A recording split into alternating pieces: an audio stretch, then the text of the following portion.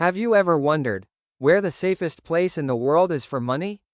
To find the answer, we must look past the flashy lights of Wall Street. We must look into the quiet, everyday lives of the Japanese people. Think about this for a moment. Japanese households hold over 2,000 trillion yen in financial assets. Let that number sink in. 2,000 trillion. Even more shocking is that over half of that wealth, more than 1,000 trillion yen, is held in simple cash and bank deposits. Why? Why do they keep so much cash when interest rates have been near zero for decades?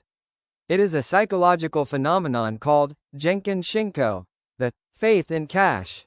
In the West, people are told to invest, to risk, to grow, but in Japan, the culture values stability and liquidity above all else. For the big banks, like MUFG, SMBC, and Mizuho, this is an incredible advantage. They are sitting on a mountain of gold that never moves. While other global banks panic during a crisis, Japanese banks remain calm. Why? Because their foundation is the life savings of 125 million people. It is a liquidity fortress. Unbreakable, silent, and deep. Section 2. The silent master of global debt. Now, let's follow the money. Since there is so much cash in Japan, and not enough people to borrow it at home, these banks had to look outward. They became the silent whales of the global economy. Did you know that Japanese institutional investors are the single largest foreign holders of U.S. government debt? Imagine if that stopped. If Japanese banks walked away, the American economy would face an immediate and painful interest rate shock. But it is not just bonds. When you see a massive wind farm in Europe, or a new high-speed railway in Asia, or a tech startup in Silicon Valley, look closer.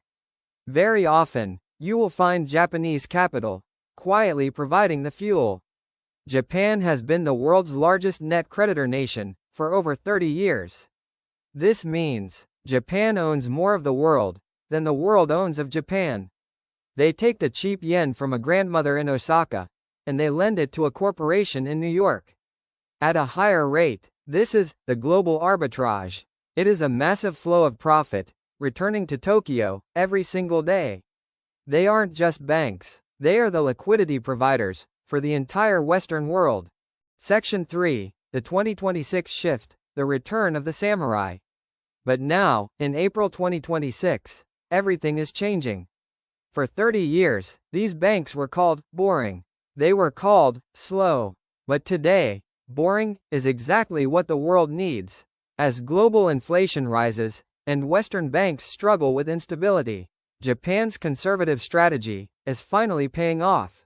The Bank of Japan has started to raise interest rates. Finally, for a giant bank, a tiny increase in rates means billions of dollars in new profit. They are now using this power to lead a digital revolution across Asia. They are buying banks in India. They are expanding in Vietnam. They are becoming the financial hub for the entire Asian century. Think about the transition we are seeing. We are moving from an era of risky growth to an era of proven stability. Japanese banks are no longer the dinosaurs of the past. They are the most well-capitalized, most stress-tested, and most reliable financial institutions on the planet. The samurai of finance have returned, and this time, they are here to stay.